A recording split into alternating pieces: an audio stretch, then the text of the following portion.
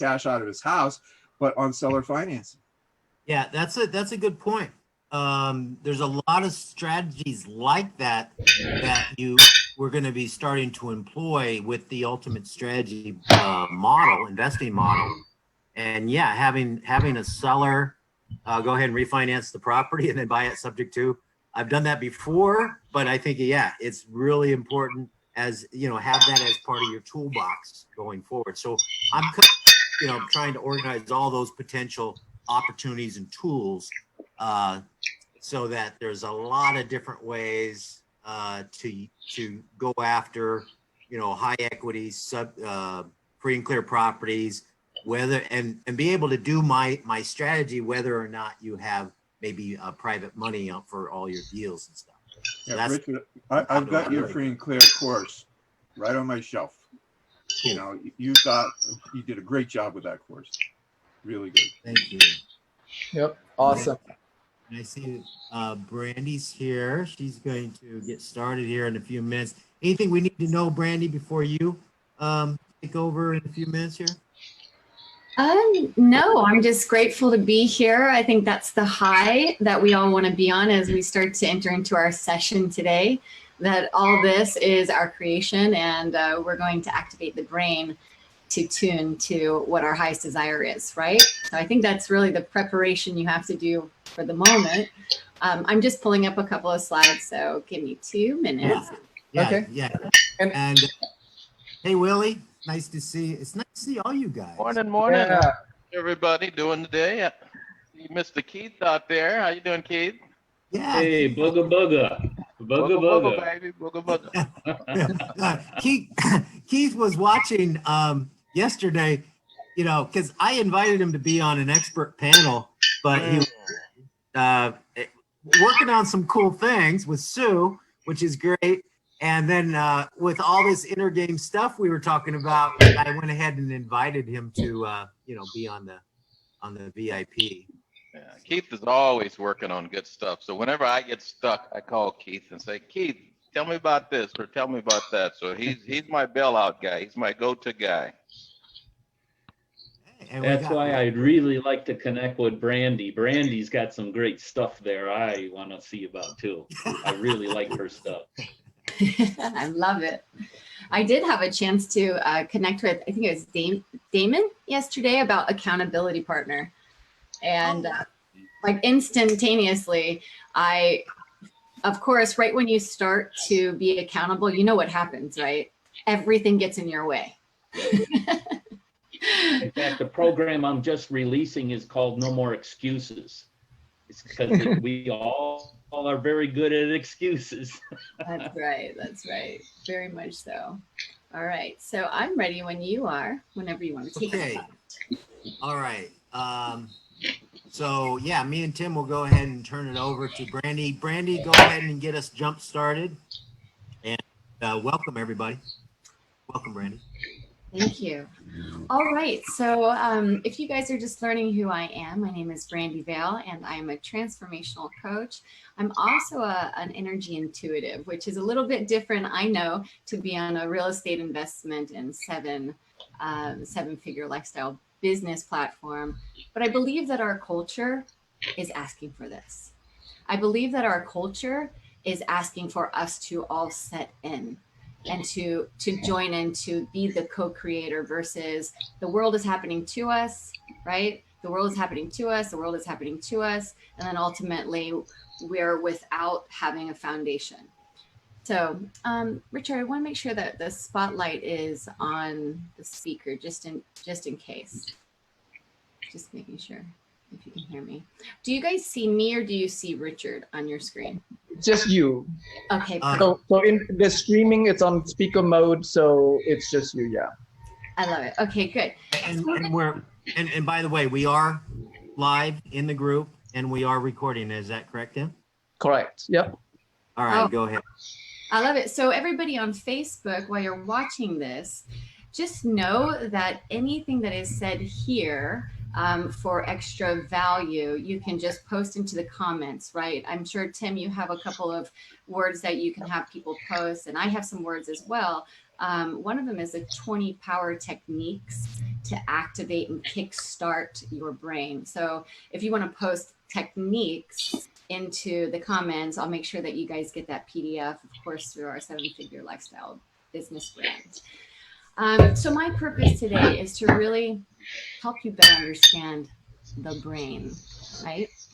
So I brought this out yesterday. This is my nifty brain. And I had a chance yesterday, if you're going back and watching the reruns, to explain that we're using the frontal cortex a lot of the time.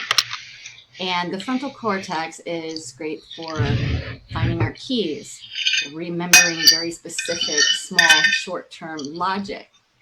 But it's not fully the activator of your creation point. Okay?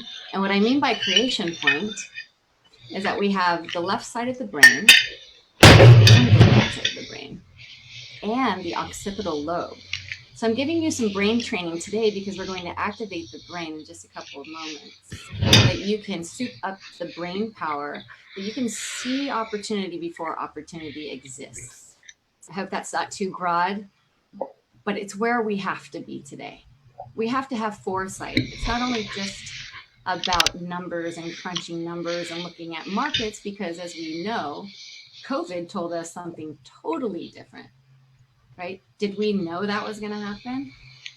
Maybe some of us, you know? So let's talk about activating the portion of the brain that allows you to go into potential. And in that potential, we have the millionaire, the billionaire brain, right? The lifestyle that we always want to live. Not just because the money is in our bank account, but because we're able to see what it is, our heart's desire, and we go out there and then we go out there and get it. So today we're going to activate the emotional part of the brain. And if you guys know about emotions, it's energy in motion. And why we want to do this before we go into learning platforms is so that all of the visions that you have, right?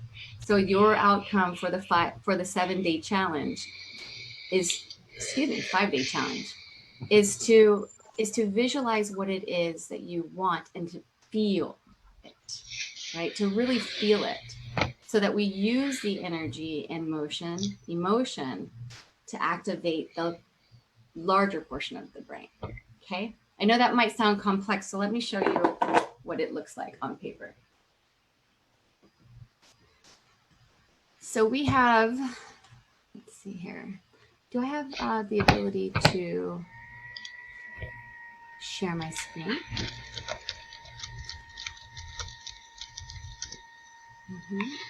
You do now. All right, let me see here.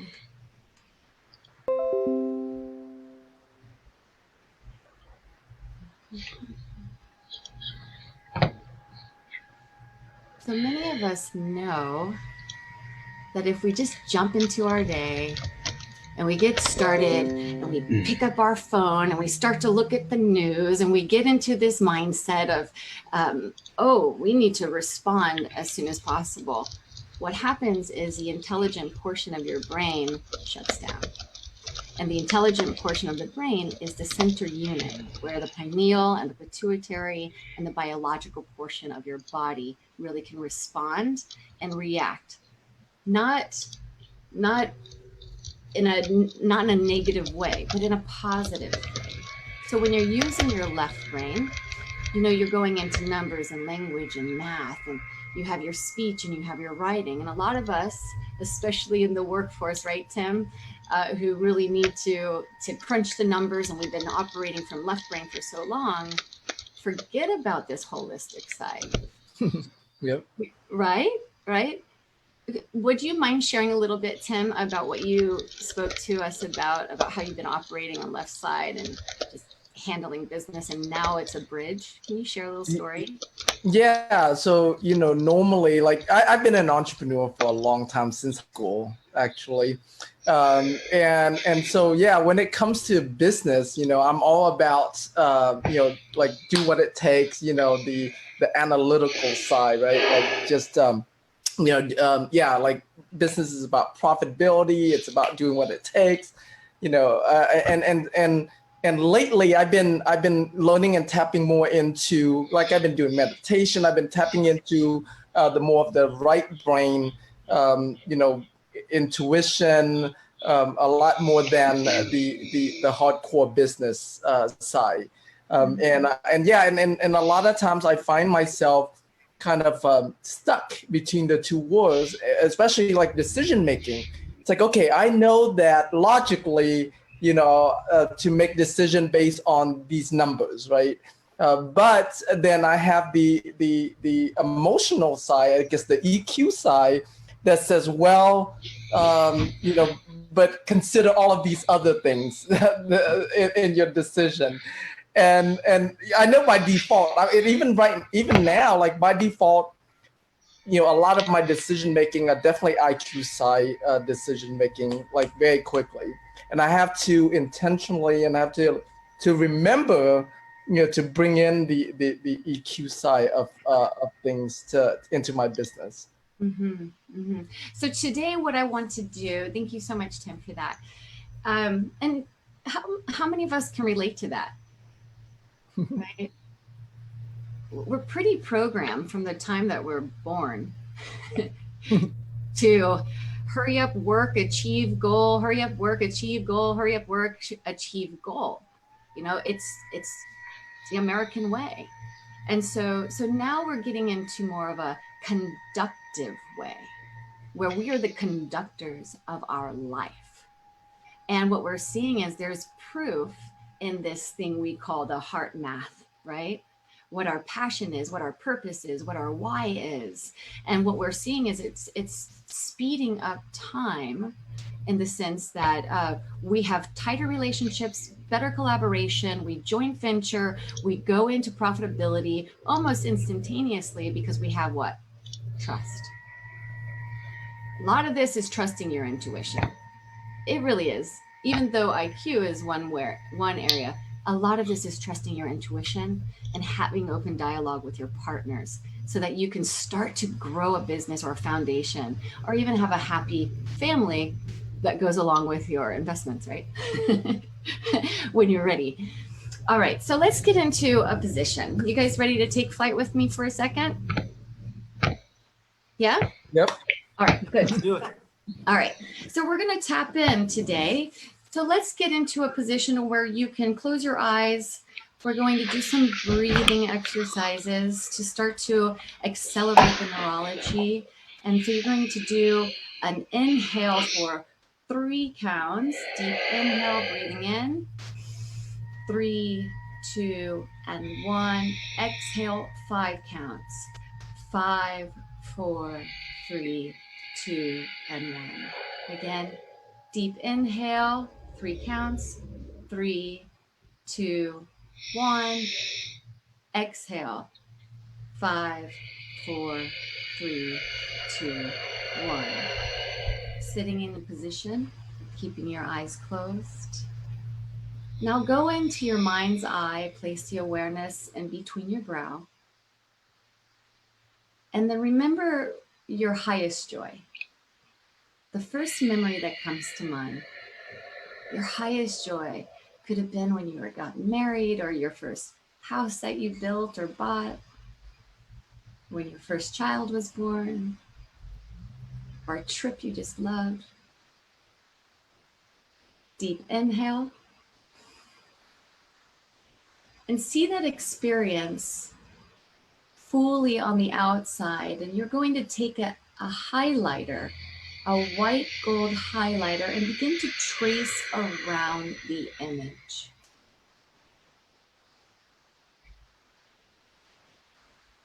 And get really detailed on that highlighter. You might even draw in some palm trees or the clothing on the person you're seeing. Deep inhale, breathing in. And on the exhale, same as we did with the 5 counts out, I want you to fill in the image fully, all the way to where you begin to see the full white light in that person, place, or thing.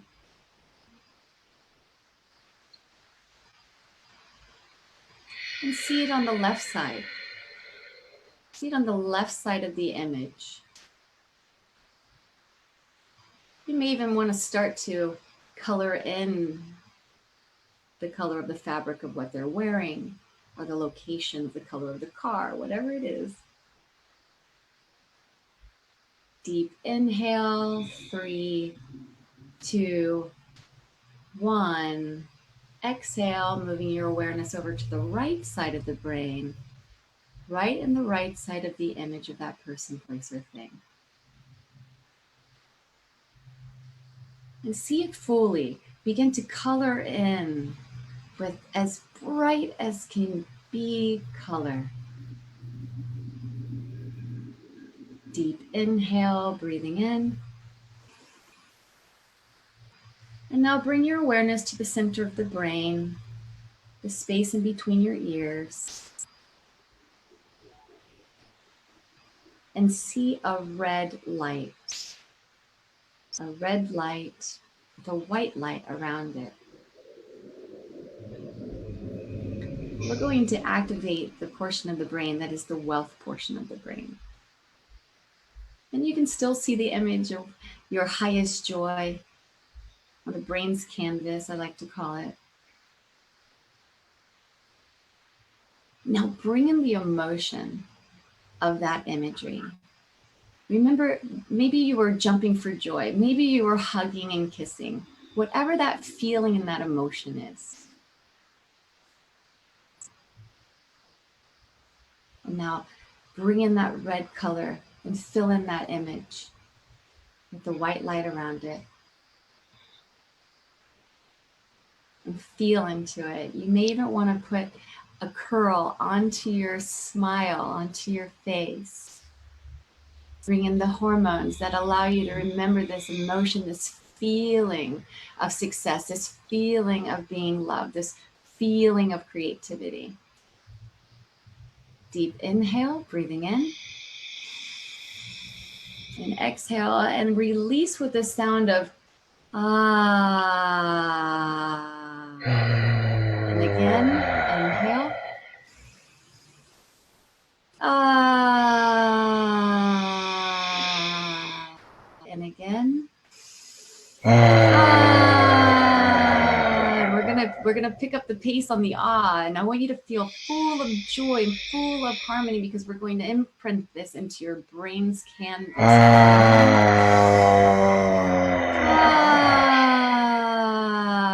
And again. Ah. And again. Ah. 2 more times. Make them good. Make them really, really good. Because if this is exactly the best odds you've ever done. Inhale. Ah. And one more time. Ah.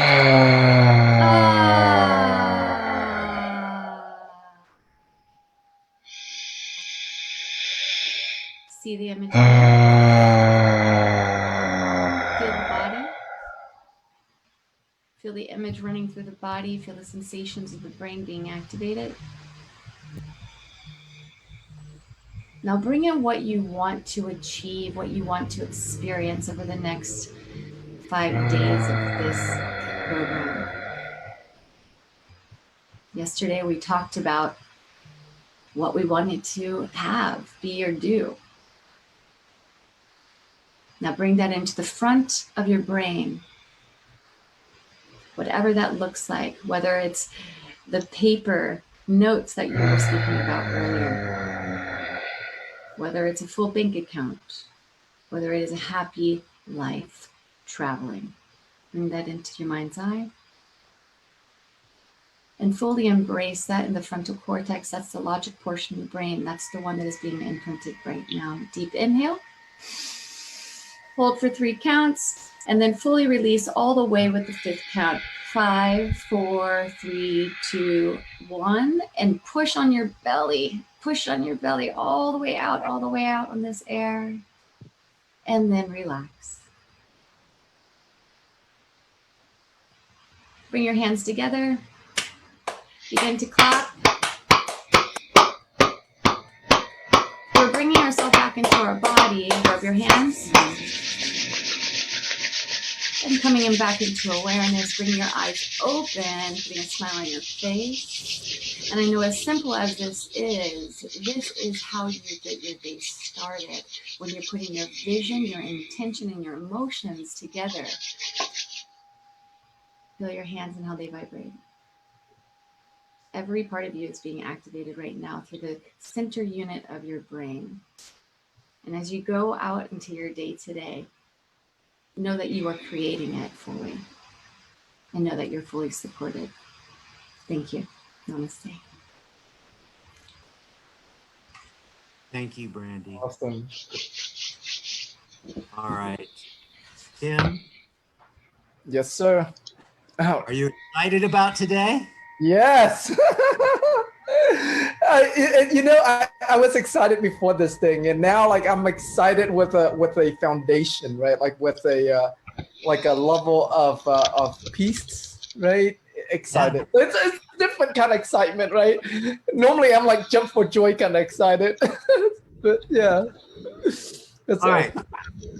Everybody, we're going to go over your workbook today. That we're going to be working off of a workbook. I'll show that on our stream here. I'll be sharing my screen. We posted your workbook in the group under a unit. You can download a PDF from your computer. I couldn't do it from my phone, but there's a link to a Google Drive as well. And we also sent an email about 15 minutes, 30 minutes ago that has the download link as well. Is that right, Tim? Is that how people get the workbook? Email, text, inside the Facebook group. Inside the Facebook group, you click on units and go to Day2 and you're good to go. All right, so I'll start getting into the workbook. Anything else you want to cover before we get started, Tim? No, I mean let's check in. So those of you in the Facebook, have you guys all got your workbook? Can you let us know in the comment you got your workbook? Or just say got it if you got it, just so we know. Just say got it. Yep.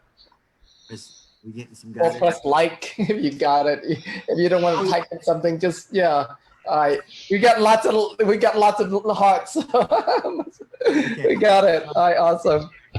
Oh, good stuff. All right. So let's take a look. What we're gonna do today. Let's take a look. I'll go ahead and share my screen. Let's see here. Share screen. All right. 7-figure lifestyle business for real estate entrepreneurs and information marketers and any entrepreneur out there who wants to be in business for themselves. And as you guys are finding out, this inner game stuff is so important, and it applies to anything that you do in your life. All right, business, career, family, relationships. But I think everybody should have their own business. I think people should be their own boss at some extent. One of the things that I wanted to help people do after the pandemic was to help people set up a virtual component to any business that they're in, especially if they're in a brick and mortar business or a business where you rely on face-to-face sales or face-to-face meetings or live seminars or all of that. So I've been helping businesses, entrepreneurs, a lot of my buddies, make that shift. And the way to do that is like, okay, if I have to do this pivot, why don't I make my business even better than it was before? Because you do have these new opportunities. So, all right, so let's talk about what is the purpose of this challenge here. The purpose of the challenge is to help you create the ideal results that you want, that you desire most in your business life, okay? And start living your preferred lifestyle right away. All right, so you're gonna discover, once you decide exactly what you want, you might decide, hey, why am I waiting? I could actually have that tomorrow. Or it's something it'll take time to get. So number 3, spend the time that you want each week exactly how you want, creating a roadmap, a game plan, and a blueprint for becoming financially free. So that we're going to talk about this morning, what that means, all right, because we have to define that, and then reveal the best real estate investing income strategies going forward. Now, Tim, I think a lot of people joined this event because they just wanted a lot more tools, strategies, tips, techniques, right, on how to make money. You think? For sure, yes. And I think our VIPs here would agree that what we already talked about is, what percentage of your success is that outer game versus the inner game. So, so we're going to do both. But since 90% of your success at least is the inner game, we're going to spend 90% of our time on the inner game. But we are going to get into some cool strategies and some tips and guidance on, how to boost the results in your real estate investing business, no matter how you're set up, no matter what investing model you're using now, whatever you're doing, we're looking at making it better from first of all, helping you get your vision. And then, from the technical side, we'll help you as well. Okay. So that's what it's all. So it is all about that. So next, to create the results that you desire most, you need to know what you want, and then you need to focus on getting it. Then you need to create the needed action, and then basically you achieve your outcome. So today we're going to set our outcome. Okay. There's probably some bonus material, Tim, that I'll put in the group on the 5-step formula for success. But basically, the 5-step formula for success is set a goal, make a plan your work your plan, and then get feedback and adjust. So there's a recap of that we talked about. All right. So, all right. Step number 1. Go ahead. We provided you with the workbook. There's a PDF version from the download link, as well as a Word document version.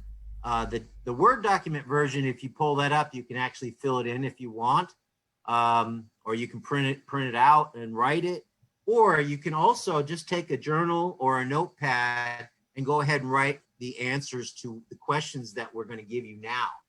So we're going to be doing some writing. And by the way, you guys, interrupt me when you think we need to do a stretch or something, but we do kind of have that pre-programmed in here in about 30 minutes. All right, this is going to be fun. All right, step number 1. What do you want already? Okay, what do you want already? All right, deciding what you want. All right, what exactly do you want? And then why do you want it? And then when do you want it? Then how will you get it? And notice that's the last thing. So what we're going to talk about today is forget about the how. We're going to talk about the what and the why and the when. The how comes later. Okay? People limit themselves. They don't choose what they want because they don't know how they're going to get it. Oh, I can't have that because I don't know how. No, choose anything you want. Okay? So this is about financial goals. You can use this process for spiritual goals, for health goals, for relationship goals, okay? But this is a financial program, all right? This is how to create your financial future, all right? That's what we're talking about. Now, I want you guys' input on this. What do you want financially? I want you to, you folks on Zoom, I want you to chime in. Make sure you're unmuted, and you can also post in the chat, Tim, if you can monitor that, as well as you guys on Facebook, go ahead and post in the chat. All right, what do you want financially? So a lot of us would love to have financial freedom, financial security. Now, what is it? These are kind of all, they cross over, but they're different, right? Financial abundance, right? A financial independence, financial health. What else is there? What other terms would you put on that concept? Shout it out. Anybody? Or did I cover them all? I like peace of mind. Financial peace of mind? Yeah. Financial peace of mind? You can put Financial your head- peace. Yeah, I like financial literacy seems to be a very big umbrella these days, especially with our youth and a lot of people not giving us the accurate information on how to actually invest. And this is huge. Yes, and I would write this down. Financial literacy, financial peace of mind, and financial peace, because I just kind of grabbed that the other day. What else? Financial what? I would say financial. resources. Financial Financial- resources, financial energy. Money is energy. Sufficient financial resources. Sufficient financial energy. I would say for me, financial understanding, knowing your books, knowing your numbers. Okay. And Tina from Facebook says financial liberation. Ooh, I like that. By the way, this is called mindstorming. This is great. Any others? Financial flexibility, Mm. which I would consider the ability to adapt to any different situation or set of opportunities that may present itself and be able to financially take advantage of those. Good.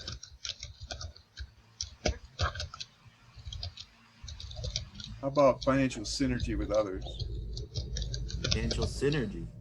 Like it. where you work with others, teamwork, like joint ventures, things like that. Mhm. Financial cooperation. You know, Richard, what I like to do on these is to say, if you're in Starbucks and somebody walks up and sits next to you, what will they say about the kind of financial situation they want to create, right? So it's kind of nitty gritty. When a person walks up to you and they talks about their finances, what would they say? How would they language it? Because that cuts right to the, nobody walks up and says something abstract, right? It's my finances. This is what I want. Like, what is that Starbucks conversation you have? Okay, so my answer would be financial independence. I think comes to mind. Yeah. Financial clarity is another one, like being clear on what you want, right?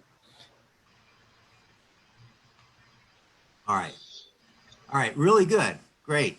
If any others come up, and share those in the group, share, put those into the group. See here. So Richard, now, yeah, go ahead. just one Brian. other one. It's more of a feeling, and I think Randy is all about feelings. I want to sleep well and I want to eat well. Meaning, I want to put my head down on the pillow and know that everything's in motion and in good shape. But also, I want to eat well today, and I don't want to starve to have a good future. I want to not wait for my joy. It's kind of a balance between those two. Would you call that financial peace of mind? It's close. It's kind of like sleeping well, meaning like, you've got the right tools in place in case catastrophe happens, right? There's a lot of people that just try to make money, but they don't have any defense done. Right. They don't Oh, have, so in other words, okay. have you protected your family in case something bad happens? That's sleeping well. Because I have a financial planning background. And the other one, Brian? Yeah. Just so you know, we are going to get very detailed into things beyond financial, okay? And that's where you're going, okay? Because you're saying it's not all about financial. I just want to, be able to sleep at night and have, protect my family and have security and what else? What else, Brian? I want to be on the right path so that I'll be in good shape down the road. It's Okay. like, do I have a good plan, right? Okay. So what we're going to talk about specifically is what do you want to be, have, do, and avoid? Okay. Yeah. All right. We're going to do that next. All right. All right. Good. So now, what resources do you need to be, and we'll just call it financially free? Okay. It could kind of encompass all of this, right? Financially free. And by the way, when me and Willie did this process 10 years ago, what we did is we had everybody define what financial freedom meant to them, what it looked like in 5 years. And then so we were all working on this 5-year financial freedom goal. But instead of just being a feeling or a notion or an idea, we created as a specific goal. And that's kind of what we're doing right now. Okay. So what resources, financial resources do you need, or what other type of resources do you need to be financially free? So free and clear assets, equity and free and clear assets. That could be a business equity. It could be real estate equity. What other type of equity is there that would, provide you with financial assets? So free and clear equity in what? Like a debt-free business, a debt-free real estate. What else? That's about it, right? Is that all? Well, there's stocks and bonds, other things as well. Okay, so equities. Yeah. Well, that would be in business, by the way.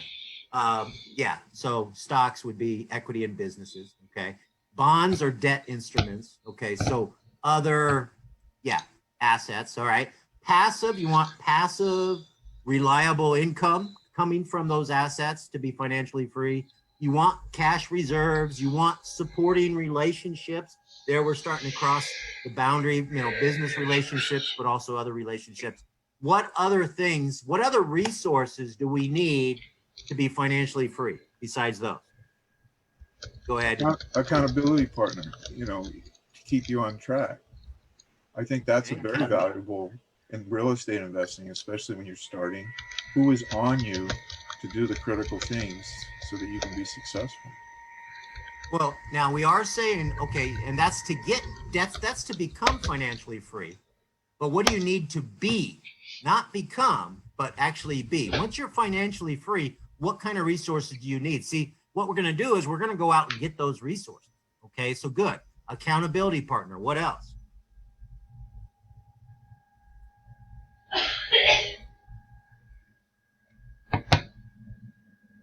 Nothing else? Nothing in the chat? Nothing from Facebook? I am checking on Facebook here. Available. John said cash flow. John Alexander, by the way, said cash flow. Okay, Logan says available opportunity network. Yeah. Okay. Systems. You need systems to support it. Because if you're having to do all the work, you're not free. Yeah, teamwork. Yeah. So system, team. Like how the more I'm in business, the more I realize how important teamwork is. Like as a younger entrepreneur, I used to think like I'll just do it all myself, right? And so team is a big one. Right, and when I like came back and I'm all by myself, and it's like I got to bring the band back together because I had a great team. And half of them are here already, right? And then I up with Tim, and Tim is my new team. If I wasn't doing this with Tim and Kendall, and Kat and Brian, I have a little team here. That's how I'm getting things done, right, Tim? Yeah, yeah, for sure. All right, so otherwise I try to do everything myself. And I know, is there anybody on the line right now that is really has a problem trying to do everything on your own? Raise your hand, give or not alone. Yeah. That's what could be called a limiting belief. The belief is nobody can do as good as me, or it might be easier for me just to do it myself. That type of thing. So we're going to handle that during the 5 days as well. Right. Yeah. And Sherry on Facebook said credit lines is another. No. Well, that's another resource. Credit lines. To be financially free, you need credit lines? No, I don't think so. I think credit lines can help you become financially free, but to be financially free, yeah, you could have a spread on some debt, like you're borrowing money on a property at 0% interest from an owner using the ultimate strategy, right? And then you're selling the property on a wraparound mortgage. Someone said they wanted just notes, not properties, right? I think it was Brian. So there, you're holding a note where there's a spread between you're paying out 0% principal only on a note, which is rapidly paying down, and then you're collecting interest from your buyer. That spread, that's kind of how the banks make money, right? And they got the big buildings, so yes, that would be how you could produce that income that we're talking about using debt or credit lines. So yes, I would agree with that. But also let's think about, to be financially free, you don't need any debt once you're financially free, unless it's, like I said, it's creating some income is creating by like a debt spread, if that makes any sense. And there might be other ways to use debt in order to help in that. All right. Next is, okay, we already talked about yesterday what is a 7-figure lifestyle. If anybody wants to chime in, we can kind of skip on, go kind of skip on this real quickly and get to the meat and potatoes. But does anybody want to give their definition of a 7-figure lifestyle? What does 7-figure lifestyle mean to you?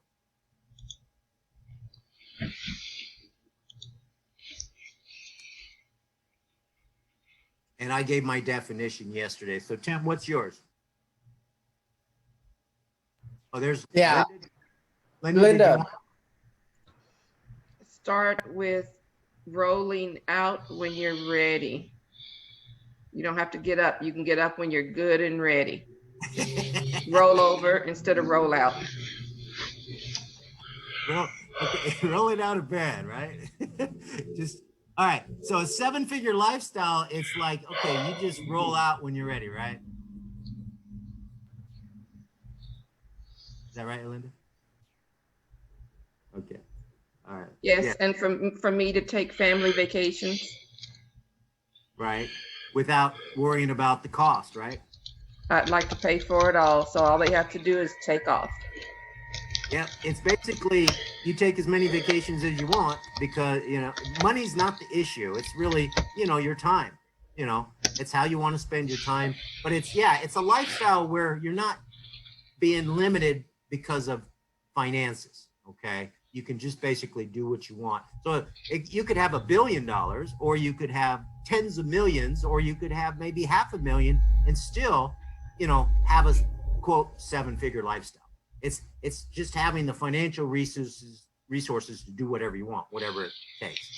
And so we're actually going to determine exactly what it takes to live your 7-figure lifestyle. And it may be 7 figures, maybe less, maybe a lot more. We'll find out. All right. So let's go to step number 2. And let's spend 30 seconds stretching. Okay, everybody? Go ahead and stand up, stretch your arms, stretch your neck, do something to get that blood flowing, all right? Stand up, stretch. Nothing that's, make sure you're safe doing that, all right? All right, good. All right, now the question is, why in the world would you want to be financially free, all right? Why do you want this? All right. And Linda was just telling us, she's one step ahead of us. To be what you want, to have what you want, and to do what you want. Okay? Now the next actually have more of what you already got. Now, some people have a problem with seeking more, okay? And let's talk about that, because they would feel guilty about it, okay? But our unconscious mind is actually, not, but first of all, just let you know that guilt is not a supporting emotion. It does you no good. It doesn't prevent you from doing anything, and it doesn't have anything good to do on your health. So you might as well just let it go. And if you haven't let it go already, if it's not an issue for you, if you have any things that you feel guilty about from the past, and you haven't let that go now, right? Okay. If you're like not letting it go for some reason, it's just because you haven't learned from it. Well, you're about to learn why you can let it go. You're about to learn why there's no reason to have that and not let it go. So if anybody's been trained in neuro-linguistic programming and Ericksonian hypnosis, you know that I just made a few suggestions. Okay. All right. And so why do we seek more? What the unconscious mind is programmed. And by the way, today, I think there's a lot of people in our VIP panel here that can, add a lot of input to what I'm going to cover around the unconscious mind, the conscious mind, all that. So you guys feel free to chime in and stop me at any point. But the unconscious mind is programmed to continually seek more and more. Okay. So that's why there's always more to discover. That's kind of just how the unconscious mind works. Okay. Your unconscious mind is the mind that's outside of your awareness. It's kind of like your automatic mind, right? And we'll talk more about what's the definition of an unconscious mind. And it's also called the subconscious mind because, and it's called other things, but I like the term unconscious mind because it allows me to tell you that your unconscious mind does this, that, and the other, which is actually a suggestion about you being unconscious, which is a hypnotic language, which loosens up your model of the world that allows you to absorb the learnings that we're talking about. Okay. All right. So here, your unconscious mind is programmed to continually seek more and more. There's always more to discover. It generally functions by comparison. So each time it's looking for a little bit more and more. That's kind of how it works. Now, is it okay to want more? Well, when I was the marketing director for Advanced Neurodynamics in Hawaii, I lived in Hawaii for 8 years. And for 6 years, I helped build Advanced Neurodynamics with Dr. Tad James. We did NLP certification courses. We did hypnosis courses, timeline therapy courses. He created timeline therapy. We did Hawaiian Huna courses. Now, I wasn't really big into the Hawaiian Huna side. It was kind of more the, it was like beyond me. I wasn't ready for it. I'm still kind of not ready for some of the stuff, that Brandy brings up. If anybody's a little uncomfortable about some of the exercises we're doing with Brandy, that's good because you're stretching yourself, you're making new connections, and you're not alone. Okay, I'm always this left brain, logical side, and I need to integrate that more with my right side as well. And so now in the Hawaiian, but I've learned a lot of good stuff from what the ancient Hawaiians.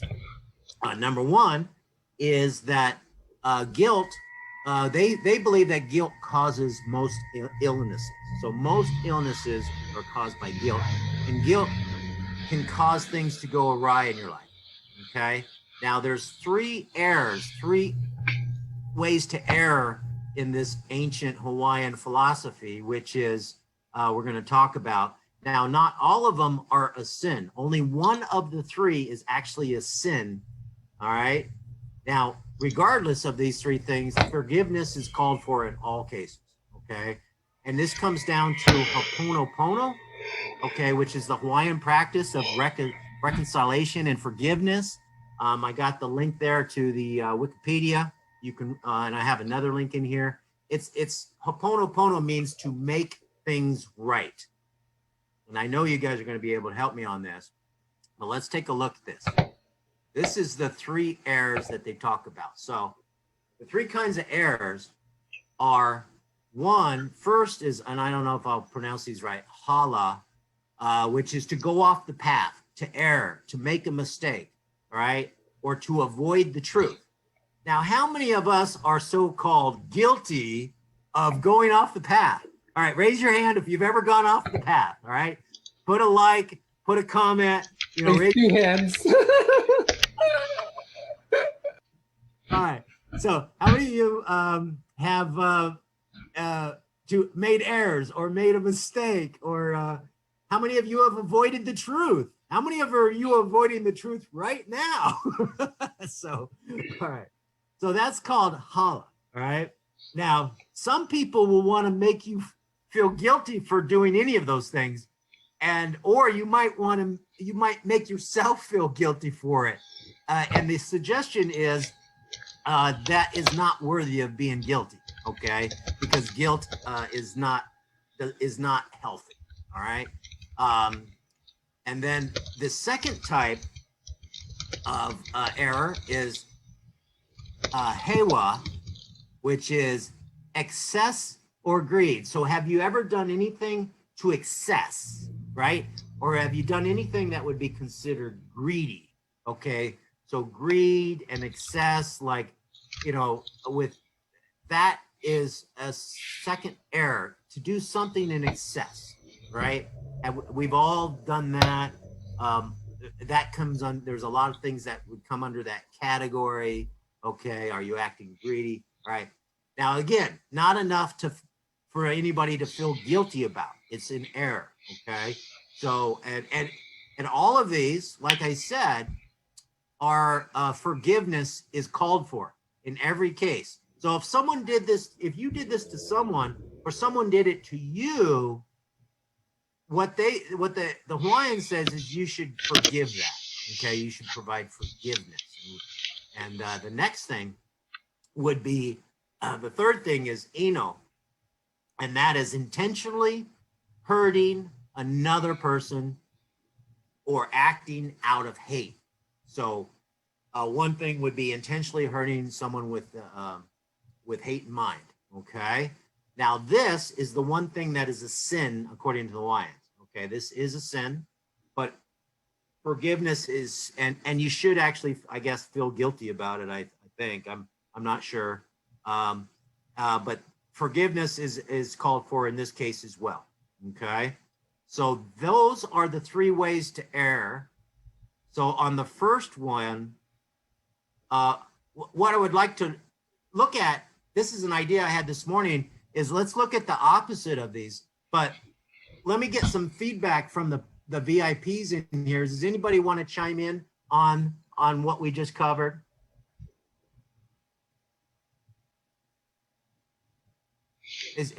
Okay, I can't see everybody. All right, cool. Okay, so here, what is the opposite of the first one? Hala. All right, going off the path, to err, to make a mistake. Someone give me a definition of what would be the opposite of that. There's several. I think honesty, discipline, focus, and forgiveness. Okay, good. Anybody else? The opposite of that.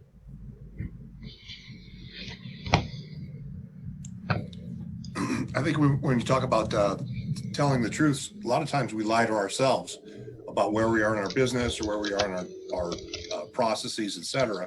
And we're going through that right now, just being truthful with ourselves. And that's absolutely the opposite of the first one there. What is the opposite of the next one? Hewa, excess, doing something to excess, or greed. What's the opposite of that? I think sharing, giving. Contribution, sharing, giving, conserving, I guess. Selflessness, generosity. Generosity, selflessness. Okay, good. And then intentionally hurting another, intentionally hurting another with hate in mind. What's the opposite of that? Loving, accepting, nourishing. Are you familiar with Ho'oponopono, Willie? Yes. I know Brandy is. I'm sure she is. I mean, really, you're leading into kind of values and operating principles. So I like to take each one of these and say, if you're, if you take, like the first one, we all, once you make a plan, you get off track, right? How do you get on track? What would be your operating principle? If you said, okay, the opposite is to stay on track, then what would be your operating plan? How would you operate, and what would you? We know we're going to get off track. You're going to get off track. That's going to happen. The key then is, how do you build a system to get you back on track, right? That you might have the tendency to be greedy or to hoard and not to share, to think that, conserving is a way to grow and really giving is expanding. I think, Richard, you started off by talking about making a contribution, right? That if you're not making any business from your real estate business right now, then that means you're not helping anybody, right? Right. So if you can get that mindset, is I'm about helping. I'm a problem solver. I help people. That's how I get to what I want. And that's kind of the opposite. We think, let's hoard. You want to make more money, and I go, okay, then give more away. It's kind of counterintuitive. There's a word that I like, is service. Are you serving your clients? Are you really trying to treat them the way you want to be treated, doing the golden rule? And let's say somebody doesn't treat you nicely. Do you just let it go and move on and go find a better client? And that's what the Lions would tell you to do. You know what else this is saying, Richard, to me also, with coaching over 1,800 real estate clients, plus another 500 with George Anton and my own personal business as well. These kind of fears pop up for people that stop them dead in their tracks. What if I make a mistake? What if I have to face the truth? What if I get too greedy about this? How will I look in front of people? So you have to deal with that aspect as a coach too, helping those people overcome those type of fears. Because what if I make a mistake? What if I get off the path? I mean, that's a lot of fears I've seen pop up over the years with people like that. Right. Very good. There's a saying for Ho'oponopono, which is, I love you. Please forgive me. Thank you. I'm sorry.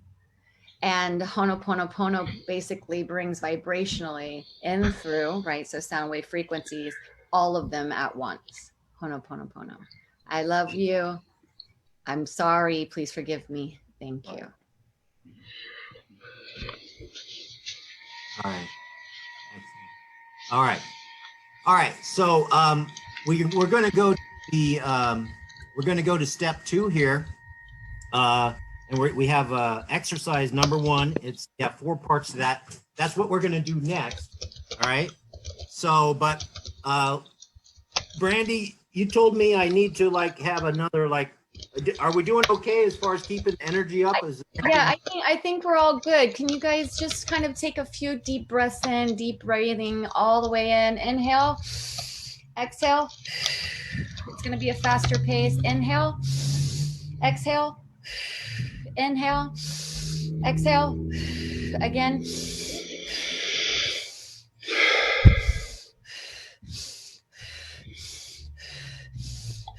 Arms up to the sky, reach, reach, reach, reach, reach. Even if you want to stand up, shake your hands all the way down, all the way, all the way, all the way, all the way, all the way, all the way, all the way, all the way, all the way. If we breathe in, we're bringing in more oxygen. Our brain is awake. It's bringing to the forefront our nutrition to our cells. So we can hear all of what Richard has to say. I know if you're not dizzy yet, you can do a few more of those. Just be sure to close one side of your nostril at a time so you don't get too dizzy. I don't think enough people, including myself, use breathing techniques like you should, because I just doing that quick breathing like that. I got a burst of energy. I'm lightheaded. It's like a little buzz, you know. Yeah. And also in the morning, when you first realize that you're awake, do 10 deep inhales like that. Inhale out, inhale, exhale. And your body, like you said, will have the energy. You almost feel like you had your coffee rush. So another way to do it. I'm still gonna have my coffee. All right. All right. Step number 2, exercise number 1. We got 4 parts. Okay. So we're going to decide what we want to avoid, be, have, and do. Okay. Now, the assumptions for this exercise, we're assuming that, and this is where I want some additional input from you guys. All right. That you can choose whatever you want. Okay. What you choose is important to you. Now, we are going to do a values elicitation, but not today, okay? Values are what's important to you. What's important to you about your business, your career, your life. Those are your values. We want to make sure your values are in alignment with what you're setting as a goal, okay? Remember that light bulb and the laser, with the 100-watt laser and the 100-watt bulb we talked about yesterday, aligning your thoughts, okay, and your energy. We're going to assume that your beliefs will change as needed. So if you have any, and I think Brandy has a good way to phrase this or whatever, maybe you can help me with this, but if you have any limiting thoughts or beliefs about what we're going to do, just set those aside. Is that what you say, Brandy? Is that a good way to do it? What do you say? I say take an imaginary clipboard, and if that thought pops up in the process of you wanting to visualize it, right? See it, have it, do it, be it, feel it. But if something's blocking you, say, well, I'm in debt, or I don't have enough money, like that gossiper in your head, you just put that gossiper on the clipboard and say, I'll get back to you later. Awesome. Yeah, just set that aside. You don't have to give it up now. You don't have to let it go. We're not changing those limiting beliefs right away, instantly, without you thinking about it. That's going to come later in a few minutes, actually maybe a few more minutes, okay, if not already. But your beliefs will change as needed, okay? We're also assuming that the actions required for you to be, have, and do what you want will happen, okay? So that you can choose whatever you want. What you're going to choose is important to you. Your beliefs will change as needed for you to get it, and the actions that are required will happen. That's what we're assuming when we're writing a list of things that we want to do, be, and have. The other thing is the when. Forget about the time frame for now, okay? The when is not important. In fact, I think we were told yesterday there is no future, there is no past, there's only now, okay? So the when is we're going to decide what you want to do, be, and have now, what would be important to you, what you want, right? And but remember, the when is not important as far as when you get it. Not yet, okay? Now, we're going to go ahead and start with things you want to avoid, and then we're going to talk about what you want to be, have, and do. Do we have any questions on the assumptions for exercise number 1?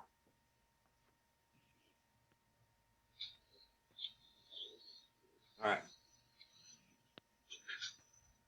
Let's get into it. Now, this is something I kind of made up. So kind of brainstormed it. What do you want to avoid? There's another thing I want to point out here, and this might be a time to think about it, is one of the things that takes up our energy is things that are incomplete in our life, okay? So if there's certain things that are incomplete, you said, okay, yeah, like you started something, you never finished it. If those things come up during this exercise, go ahead and write them down. What's incomplete in your life, okay? This would be a good time to do it if it comes up during this part one of the 4-part exercise. Okay. What's incomplete in your life? But beyond that, what do you want to avoid? This is a tricky thing because remember yesterday I was telling Damien you want to say it the way you want it. Okay? So when you're describing what you want, when you're creating your vision, you want to picture it exactly how you want it, not the way you don't want it. Okay? So when you think about things that you want to avoid, is there any way we can state it the way you want it? So somebody go ahead and give me some examples of things you would want to avoid in the future or going forward. How's that? Come on, you guys. This is a mindstorming exercise. And Tim, do we have anything in from the Facebook group? Yeah, well, Wayne asked, can you give an example? Yeah, I want to avoid bankruptcy. Okay, I want to avoid stress. I want to avoid debt. I want to avoid not ugly people, but I want to avoid confrontations. I want to avoid problems. I want to avoid pandemics. I want to avoid lockdowns. Okay, so those are like negative things. Yeah. So on Facebook, it says cold calling. Deanne says losing money. Devin says lawsuits. Mary says negative people. Right. Yeah. Right. Yeah. I'll avoid acting out of fear rather than operating from a plan. Okay. Yeah. What? It's okay. Okay. I don't like you thinking about negative stuff, but we're going to allow you to do it just for these 2 minutes. Okay. Right. So, how about poor health? Poor health. Huh? Poor health. Okay. Now that's when we can actually switch over. Now, how can we say some of these the way we want it? So I want to avoid poor health. How would we say it the way we want it? I want to be diligent in my healthcare. Yep. Want great health, excellent health. Excellent health. Excellent health. Exactly. So anything that you want to avoid, the question is how could you say what the opposite is or what you would want? Okay. But a lot of us think about these things that we don't want. And so this is an opportunity just to get them out on paper and let them go. And so we can focus on what we do want. Good. Any other questions on that? We'll go to what we actually do want. All right. Step number 2. And the reason I threw that in there, because I don't think you've ever seen anybody do that, is because I want to stretch your mind. I want to stretch the possibilities. I want to superimpose. Okay, what happens is when you impose, this is technically speaking, this is the left brain, right? Technically, when you take the non-mirror image reverse of an idea and superimpose it on the non-mirror image reverse, it blows out the neurological boundaries, causing them to collapse, and then that makes those two parts of those two ideas just merge together, so all the energy is one, and it creates more communication within your neural pathways of your brain. So I know that all of you understood exactly what I said. At least the other part of your mind understood. All right, so step number 2. Exercise number 1, part 2. All right, you guys, this is the fun part. All right. So what do you want to be? All right, be or become. Okay. Now I've given you some ideas here to get you started, but I want to hear more. Okay, and we got this place in your workbook to list the things that you want to be. What do you want to be? All right, so you guys go ahead and start chiming in. Tim, you let me know what you would say, and also what other people are saying online. Yeah, I mean, healthier, happier, like all of these things, right? So, wiser, definitely, more calm, more peaceful, more loving. or yeah, just be loving, basically. Be at peace. Yeah, be a role model, especially for my kids. Yeah. And then as for yeah.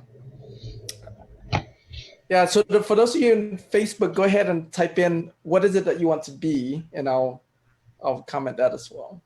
Yeah, you guys on the VIP on the Zoom, go ahead and chime in. Go ahead and share what you're thinking. What do you want to be? Ideally, without any limitations, what do you want to be? Wayne said, "Be generous."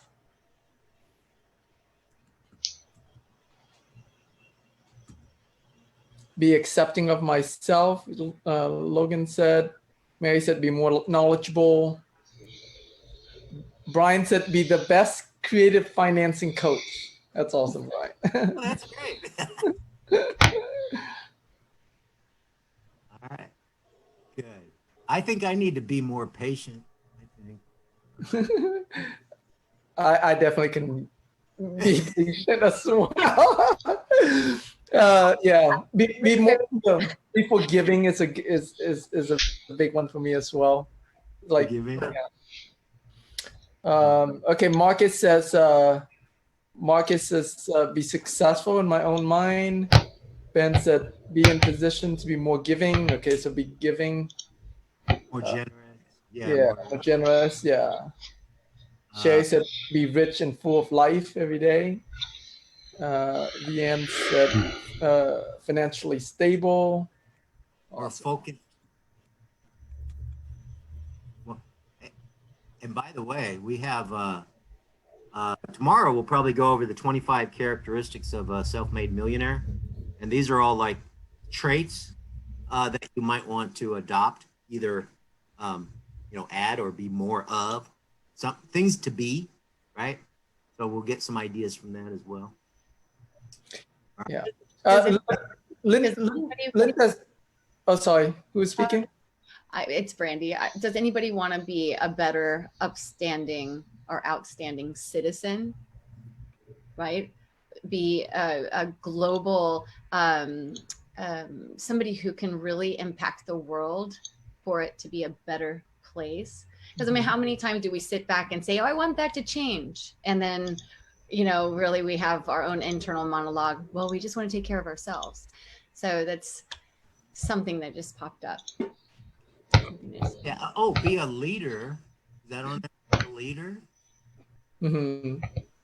A lot of us entrepreneurs don't think of us as leaders if we don't think just being more supportive.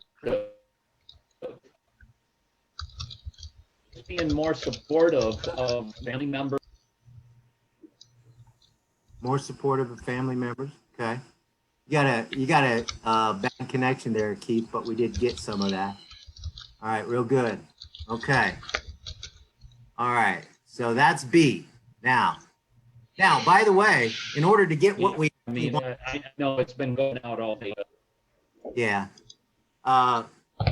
Some of the stuff that we want to do and have, we actually have, in order to have those things or do those things, we have to become something else, or we have to become more of something else. So it's like one of the great things about setting goals is not achieving the goal. It's the person you have to become in order to get outrageously fantastic goals. Okay. All right. So next exercise is, what do you want to have? Okay. What do you want to have? So my ideas are, I want to have more freedom. I want to have more time. I want improved relationships. I want peace of mind, more fun, more excitement, more satisfaction. I want to have more joy. I want a better home. I want, I want to have a better home. I want to have a better vehicle, have a better diet for sure, better relationships. These are just ideas, right? Better computer for sure, better toys. That's a better clothes. We don't need clothes. By the way, I'm not wearing any pants. Is anybody wearing pants on the Zoom meeting? Okay, I'm not wearing any pants. saves on my dry cleaning. Better recreation,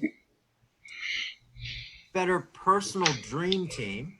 Personal dream team. I want to have, not a better, but I want to have a personal dream team, a personal trainer, a success coach, a life partner. We talked about accountability partner. We talked, do you want to have children? You want to have grandchildren? You want a soulmate? You want to have friends?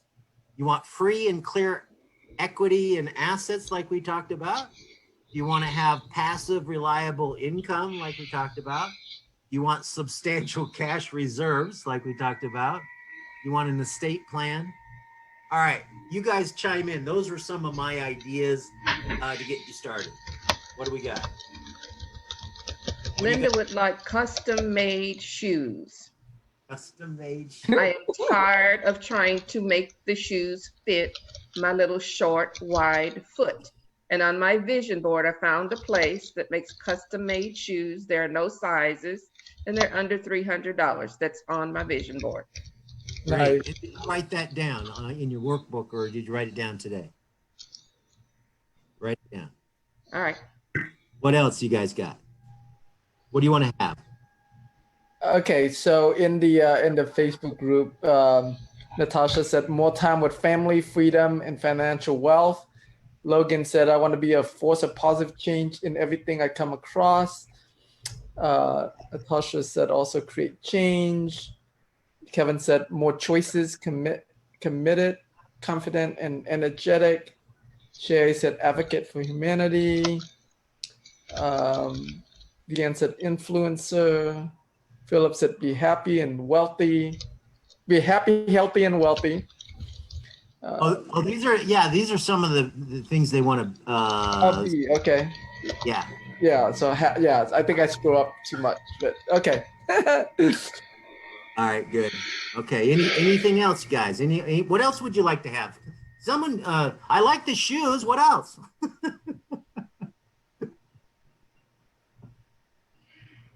Okay. More passive cash flow. That's from Marcus. Sherry said.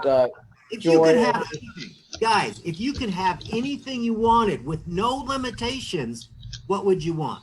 What would you want to have? I'll be chilling on the moon right now. Yeah, you know what? A trip to the moon and hang out. I wouldn't mind going up in space. A mind-storming session on the moon. All right, but yeah, let's go. A dream car. A what? Whatever your dream car was. I don't even know what mine is now, but I know what it used to be, and I can describe it in pretty good detail. Okay, good. Your dream car. Gotcha. Okay.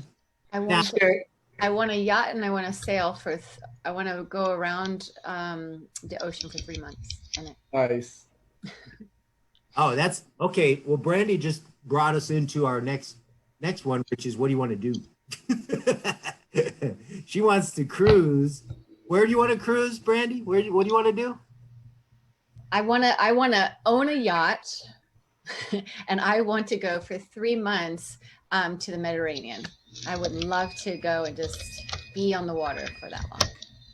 Let me ask you a question, because you're probably not familiar. Are you familiar with the process that I've done called $1 billion mindstorming? No, not yet. But I have millionaire brain yoga, so maybe we should merge the two. Yes. Let's do it. I'm ready. I love your branding, Brandy. I love your marketing. You are a marketing pro. So $1 billion mindstorming, the concept is, my question for you is, do you want to own a yacht, or you want to have access to that yacht? I would like to have it as an asset. So that becomes, I don't need to own it, but I would like for it to be an asset. However that looks. There's a different structure. Well, is a yacht, is it an appreciating asset? No. Unless you are leasing it and throwing parties on it in the south of France for Cannes Film Festival. Yes, unless it's a business asset. That's correct. That's correct. Very good. All right. Did I apply to your billionaire? Well, Storming well, session. well, the question is, yeah, what do you want to own a house on the beach, or do you want to just have access to a house on the beach? Do you want to own your private jet, or do you just want to fly in a private jet anytime you want without any restrictions, right? So my mind immediately, and this may be for most of us on this call, goes to how can I leverage my assets to have more assets to leverage and then do good things in the world. That's kind of I want to enjoy my life. I don't want to wait to enjoy my life. And I think at the baseline of this is, well, if I want a yacht, then I have to start with a boat, right? Okay. And or get partners that can help me leverage the asset and then XYZ. Maybe you're the one who can help me with that. The first, okay, so let me share with you a concept, you guys. It's called the next best thing. Write this down, the next best thing.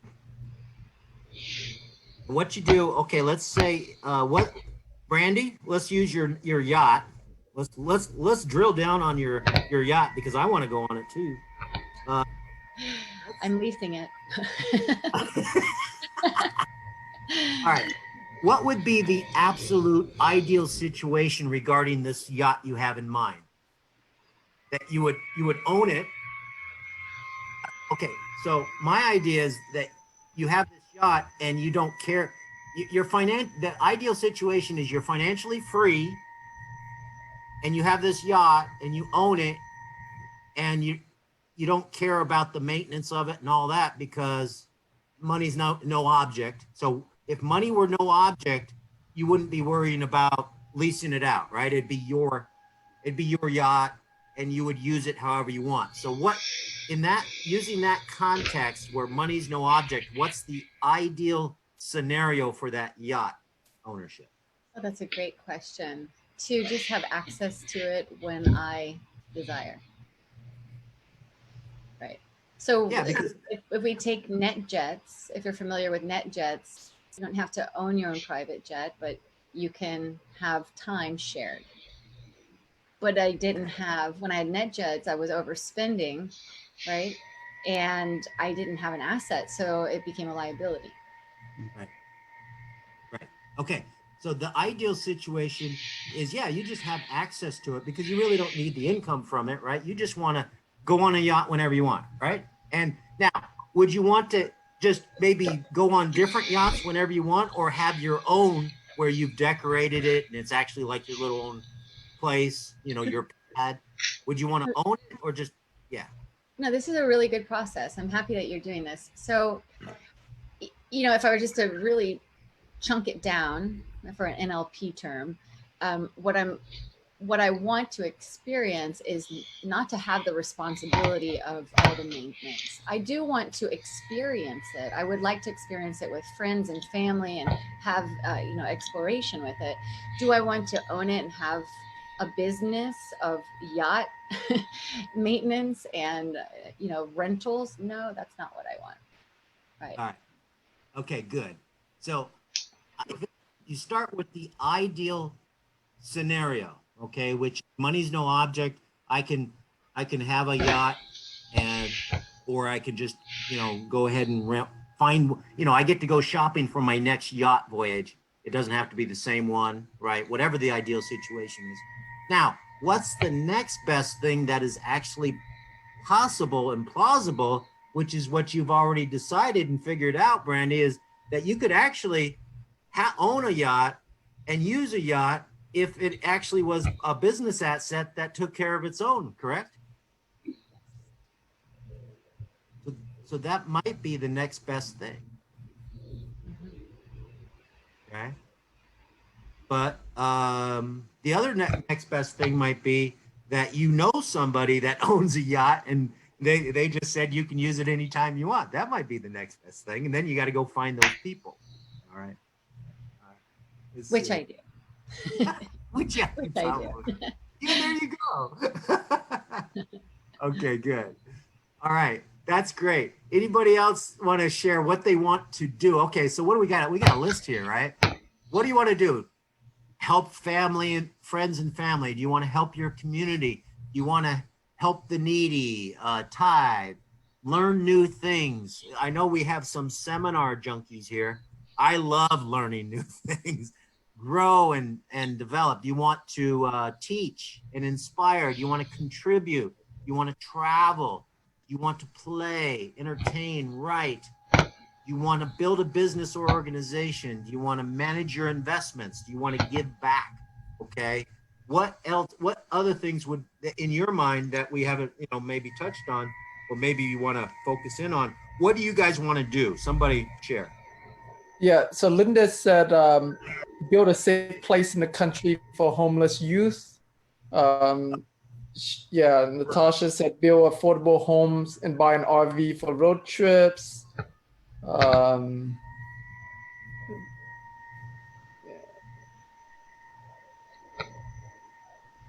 Anybody going to share with us? What do you want to do? Share your, now get outrageous. I mean, again, think if money was no object, if you were financially free, if we were actually creating your life the way you want it, what would you want to do? What do you want to do?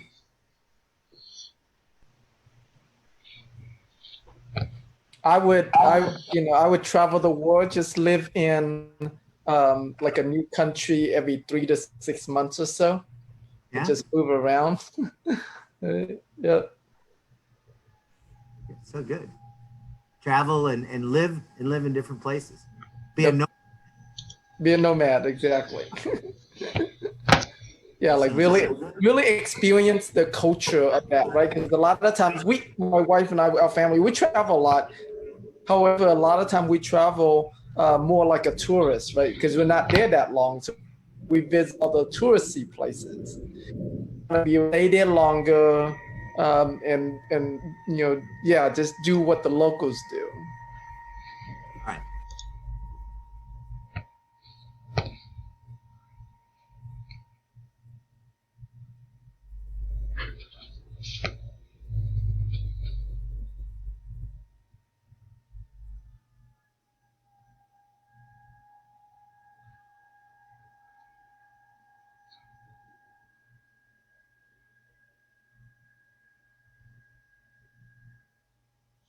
So I want people to think about this.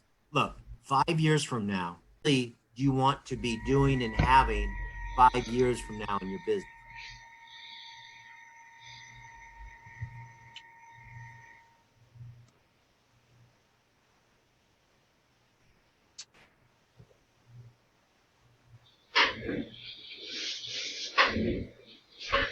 And so we got room in your workbook to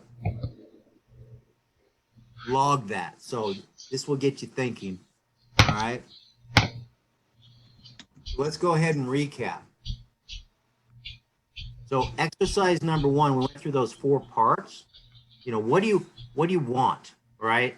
So the purposes of that is to help you start thinking about, what it would look like for you to have total financial freedom. Okay. What would you want to be, do, and have? Right. So what do you want? So if we all want total, to be financially free, that's our goal. Now, in order to make it a goal, don't we have to get really specific on it, Tim? Right? It has to be what we call SMART. Specific, measurable, achievable, relevant, and time. So we want to get really specific on our 5-year goal for our business. Okay. Then we want to make sure that it's measurable. We want to be able to know that we've actually achieved that goal. There has to be some evidence. Okay. So when you go out in the future and you imagine 5 years from now, what do you see that is evidence that you've achieved that goal? Okay. What do you see? What do you feel? What do you hear? Right. Next, is it achievable? if it's achievable for anybody, it's achievable for you. So it's nice to have some role models, right? Some people that you respect and, people that have done what you have done or are where you want to be. That's good, because if anybody has gone where you want to go, you can get there. Okay, it's achievable. Relevant means, is it in alignment with what's most important to you, your values? So we are going to work on that tomorrow, your values. And then timed. Is it timed? So all goals have to be SMART: specific, measurable, achievable, relevant, and timed. So you have to have a deadline on it. So it's a dream with a deadline. Okay. So our deadline, what we're working on this week, is your 5-year goal. So, Tim, that is September 1st, 2025, right? Yep. Yes, it is. Everybody write that down. That's the date we're working on. We're going to create a future memory for September 1st, 2025. Wow. Can you imagine that, Tim? Can you imagine 2025? I can imagine it. Time goes by fast. So Yeah, it does. You can become an expert at anything within 5 years. Yep. I became a real estate or a marketing expert within 5 years. I got an MBA, mentors, books, and audios. That's my MBA. All right. And then I became an expert in creative real estate within 5 years. Right. So anything can be done within 5 years. And now Willie's got me inspired. Of course, I'm into the inner game and personal growth and development, but I'm really more on the strategies, creating techniques and strategies and solutions for, entrepreneurs. But I'd love to be more of an expert, I guess, on the inner game. I'm kind of an expert on the inner game. I don't know, whatever you want to be really an expert on, you can do within 5 years. All right. And then, let's see. Remember, you become what you study and what you practice. Right. And see, sometimes I stop studying because I'm content.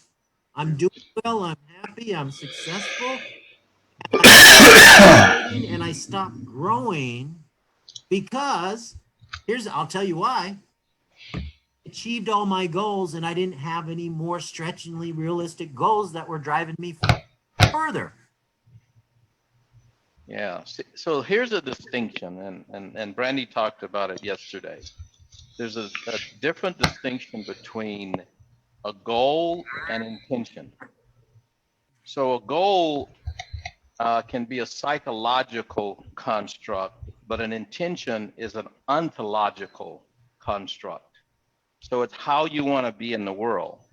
So how I want to be in the world is a continual learner. See, so it doesn't matter what if I hit my short-term goals, they're all toward this way I want to be in the world is continually learning. So my vision is 100 years from now, I'm still here learning. So that's how I want to be in the world. But when you have goals, once you hit a goal, you automatically flatten out. But if you have an intention, it carries you forward.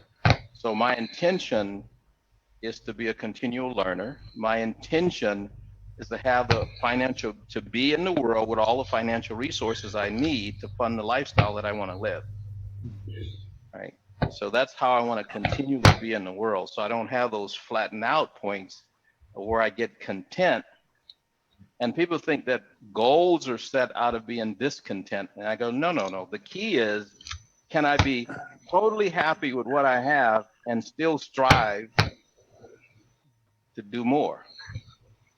See, so I'm totally happy where I am, but my intention is to continually bring more value to the world. See, so that's ontological. That's how I want to be in the world. I want to be in the world where I'm continually bringing value to the world. Even in what quote unquote people call retirement, part of my retirement is to continually contribute to other people's lives and to bring value. So intentions becomes an overarching motivator, not a particular goal. I just wanted to add, I love professional athletes that are at the top of their game, even though they're older, and they still work hard. And they're not putting that high level of work, even though they've attained some fame and some fortune. Like Walter Payton, for instance, I mean, he worked really, really hard every year to maintain where he was at, to keep going. He didn't have to work that hard because he had gifts. Are we working hard every day? Are we pushing hard every day? Well, it actually, if you've aligned your thoughts with your goals, you love your work. I work 12 hours a day on most days. It's not work. It's what I do. Okay. And I'm starting to, I mentioned this recently, is how many of you guys have taken a 3-day weekend, right? You want to take Friday off and you want the weekend off. So you want a 3-day weekend, but you have to get Friday off. So in order to clear your Friday schedule, you do extra stuff all week long during Monday, Tuesday, Wednesday, Thursday. You get some extra stuff done, and then you feel good about taking Friday and Saturday and Sunday off, and you get a 3-day weekend. And I said, how many people have done that? We've all done that before. Why don't we do it every week? Right? You could get, you don't, so a lot of people, what they do is they stretch out, 2 days worth of work over 8 days. Okay. And you need these stretchingly realistic goals. You need those goals to push you further. And it's not just to go further, it's set goals that are important to you, which we'll talk about tomorrow. And for today, I want to kind of wrap things up. Some of the stuff we'll talk about your big why tomorrow. Okay. Why do you want, financial freedom? Why do you want to live a 7-figure lifestyle? Why do you want a lifestyle business? Why are you doing this real estate investing stuff? Why don't you guys just go get a job? All right. Some of you are unemployable. I know that. So we're going to cover some of this tomorrow. So I'm going to give you your homework assignment. And all right. Oh, this is really cool. All right. Your homework assignment is in your handout. I want you to read this. Communicating with your, in fact, I'm going to do this right now. All right. So we talked about your unconscious mind. Actually, I'm going to do that next. Let me go to your homework assignment. Okay, because some of you guys actually want some outer game. All right, here's my outer game. Your homework assignment is to go to Informed Delivery with USPS.com and sign up. How many people have heard of Informed Delivery? Who here knows what Informed Delivery is with USPS.com? Go ahead and raise your hand. Or is it? I don't know if I can see everybody. Yeah, and for the Facebook, if you get home delivery, just say yes. It's something that very few people know about. This is a huge marketing opportunity for you guys that you don't know anything about, and I'm going to share it with you. Okay, not today, but I want you to go ahead and sign up for Informed Delivery, and it's free. And here's an example of what I'm talking about. You see my screen, right, Tim? Okay. Yes. What Informed Delivery is when you sign up, the post office, all the mail that is sent to you that goes through automation is actually photographed and scanned, and they an email every single day so you can see what mail is going to arrive today in your mailbox, and you can decide if you're going to go pick up your mail or not. Okay. And this is a free service. They've been doing this for years.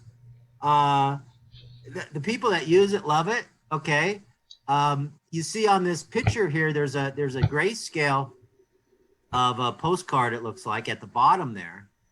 That's all the mail that comes in this email. Your mail is scanned. It's grayscale like that.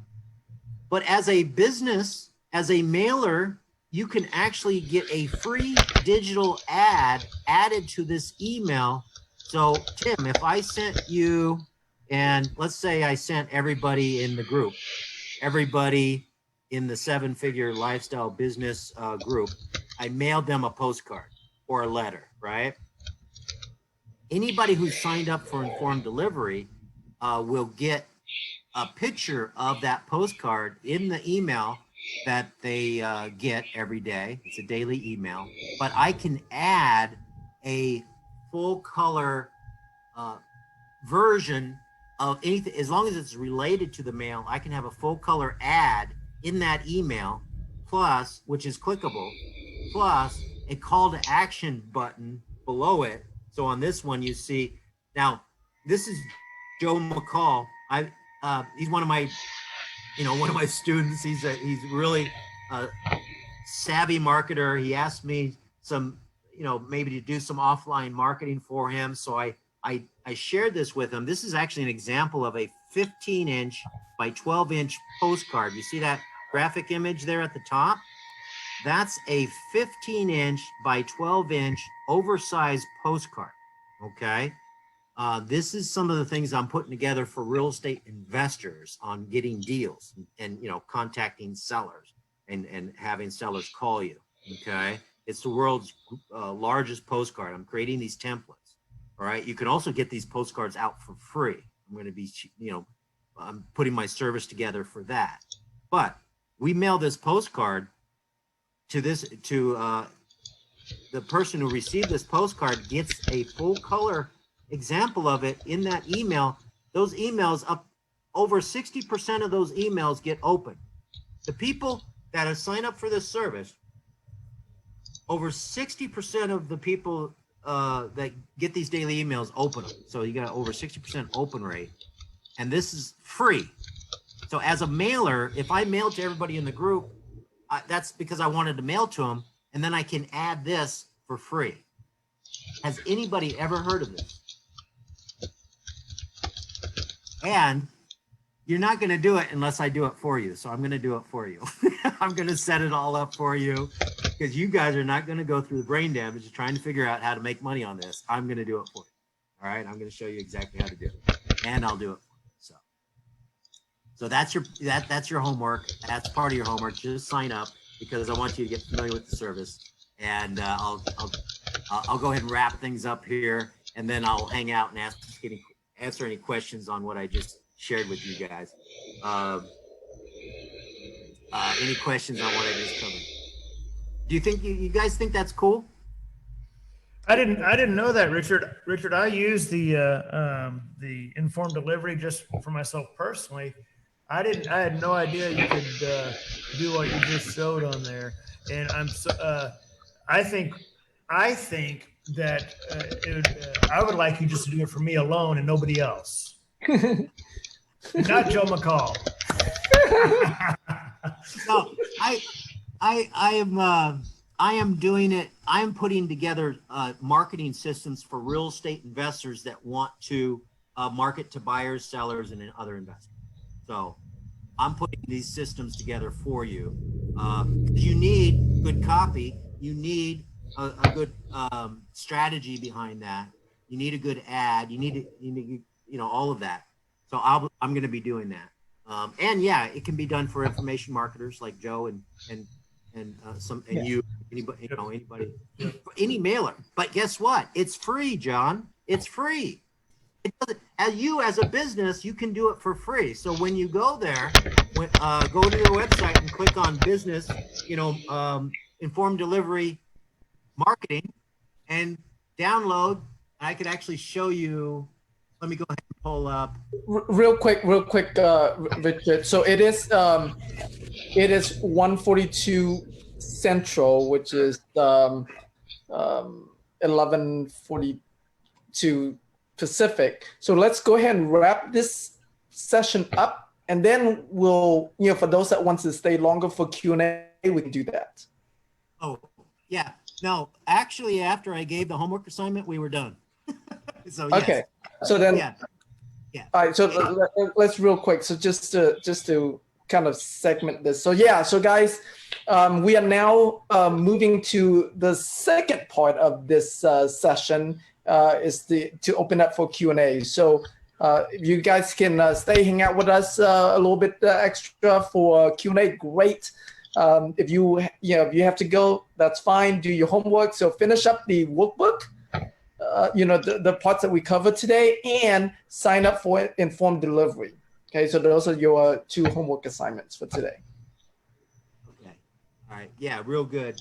And so I was going to go ahead and pull up the website and show, but basically when you go there, you click on your business, and then they have all the information. But I got to tell you, it's nice to know it, but you just want it done. Okay, so you can figure it out, but I've figured it out, and I'm still figuring it out. And you could, but yeah, you guys can explore that. Because it's a free opportunity. You get this extra hit whenever. This is only if you're going to do direct mail. So some people have like given up on direct mail. It's because of this marketing incest. I mean, everybody's doing stupid things, all right, and they're not doing it right. And so direct mail should be part of any business, especially real estate, okay, but any business. So I'm putting together my, my done for you mailing services. In a couple months, I'll have that, including these oversized postcards, informed delivery, and other things you've never heard of. Okay, but the direct mail campaigns that I've already created and people are still using still work. Okay, so I want to share that stuff. Because you don't have to, if you can just stick to the basics, you can have a lot of success. It's the people that get away from the basics sometimes. So we are done, but I'm going to go ahead and just open it up for questions. Anybody want to give any input or ask any questions? Go ahead.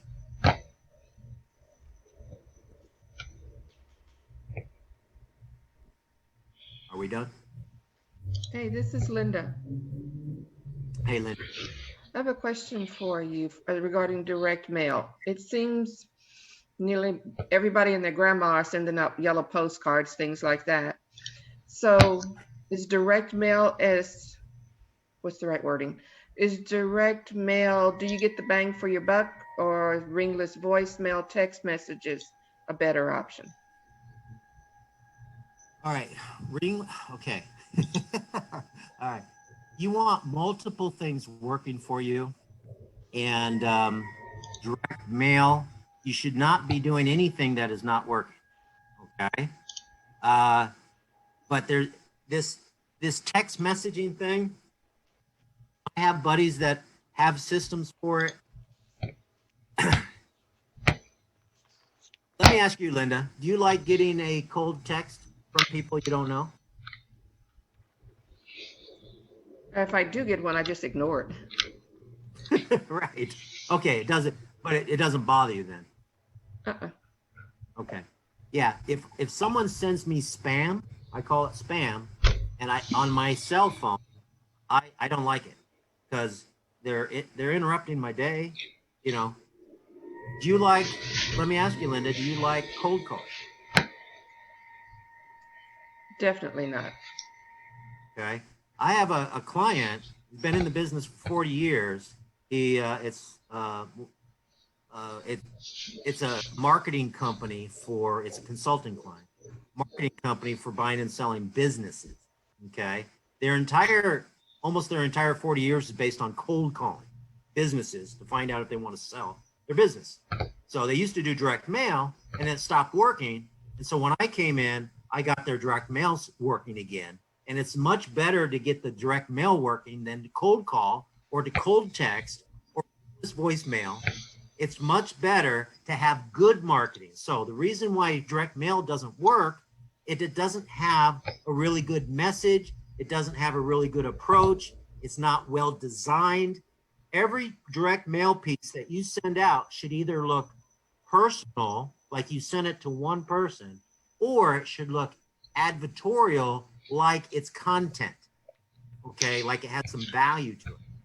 You know, so it should be content. It should look like content, or it should look personal, and it shouldn't have an oh yuck response. So an oh yuck response is you send a personal looking envelope. It looks like grandma. Hey, I'm gonna call on a Zoom call, but I'm muted. No, I'm not. Go ahead and mute yourself, John. All right. So you need to if you had a personal looking envelope and then they open it up and it looks like advertisement, then that's the oh yuck response. So I don't think any of your ads or direct mail should look like advertisement. Okay, it should look so. That's if you look at what people are doing, that is some of the problems with the postcards and stuff out there. They look like mass-produced advertisements. Okay, so the good thing about this business, Linda, is you can spend a lot of money on crappy marketing and still make a lot of money if you know how to buy and sell houses, if you're a transaction engineer. So the other problem with a lot of marketing out there is there's too much carnage. So it's like churn and burn, and you're leaving a lot of money on the table. It's like if someone is not super motivated to tell you that they're going to discount their house or they're going to take owner financing on the very first call, then it's like go on to the next person. So it's just interrupt millions of people to find a few. I'm not into that. Okay, I'd rather you target 1,000 people that are the ideal people to target, and then build a relationship with them. And some of them will be ready to do deals now, and then some of them will be ready to do deals next month, and then some of them will be ready to do deals in 6 months and 2 years. So what I teach in marketing works, and it's almost the exact opposite of what most people do.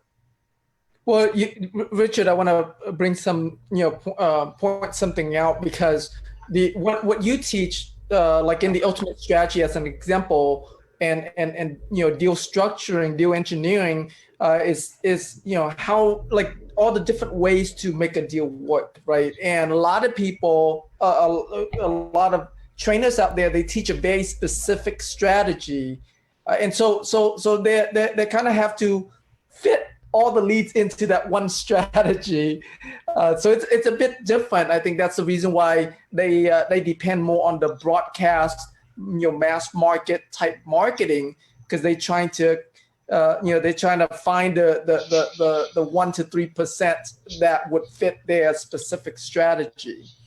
Versus what you teach is very different from that, which is go with a targeted list. They're your ideal clients, and here are all the different ways that you can make a deal work for these clients. Be a transaction engineer. So if you're looking to buy houses at 50, 60 cents on the dollar in order to get a contract, in order to flip that wholesale that contract to someone else who's willing to buy it for 65, 70 cents on the dollar, who might be turning around looking for somebody else who's going to buy it for 70, 75 cents on the dollar, and you have this chain, that's one model, and you can make money at it as long as you're not at the end of that chain. Okay. But in order to do that, you have to find someone who's going to sell their property at a huge discount. So you can offer, the reason why sellers will take an offer is because they love your price or they love your terms. Or they're, so they're willing to take your price terms. So if they give you some great owner financing, you can pay more. But if they want all their cash, then that you can pay the lease. Okay. So if they gave, okay, I'll sell you my house. You just pay me what it's worth today. No payments, no interest, 10 years from now. Just give me today's value 10 years from now. You can use it for 10 years and pay me what it's worth today. Anybody. Richard, I just wanted to say, Yes. my plan in the next 5 years is to get a list of free and clear houses and help them maximize their equity. with seller financing, and especially people that are still working that can refi their house, get a 60% loan to value loan, get that's tax-free cash for them, and take a note for the balance. And as long as the cash flow is good enough to do a long-term rental or seller financing, then I've got a nothing down asset, really, when you think about it. Well, yeah. In fact, bought over 500 houses. I've never put any of my money down on any of them. Okay. So if it does require money, it's going to come from the equity in the house, or it's going to, like you said, your strategy there with having them go ahead and raise the cash. I've done that.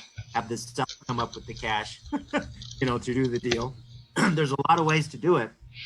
But if you're going to buy it, but what we're talking about is the people that are only looking for super motivated sellers that will discount their property. As they're marketing to them, they're finding all these other sellers they could do deals with if they had different options, and if they were, had a plan to work that list. So what I recommend for most people is build your list of sellers. And you don't have to, they don't have to be motivated. They just have to own a house and want to sell it. So build your sellers list and then work that list. So I'm going to show you some of the best strategies for doing that. How to build your list and then how to convert that list into cash. Okay. And you should be building your list. If, John, you're in information marketing, you coaching, you sell courses and stuff, you should be building your prospect list. The bigger list you have, that's equity. That's equity in your business, is your list of people that know you. Same with you, Brian, right?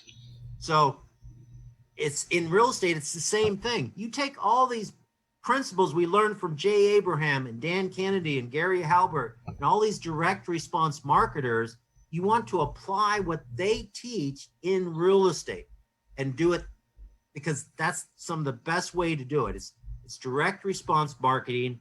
And right now, most people, they're not marketing experts, so they're doing what everybody else is doing, or the trainers are teaching what everybody else is doing, and there's just too much is lost in the mix. So it's understandable, but there's always ways to improve your ability to get the right word to the right person at the right time. And to answer your question, Linda, yes, you can use all of those things. You can use texting, you can use ringless voicemail, you can use Facebook ads, you can use signs, you can use